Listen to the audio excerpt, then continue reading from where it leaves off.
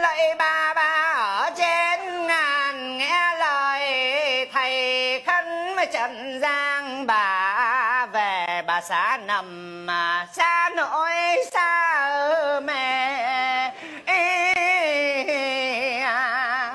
mà xa nằm xa nu xa mê trần gian. Bà về mà bát nhã mà thuyền huê con lạy bà. Xong chưa, mệt quá vậy rồi.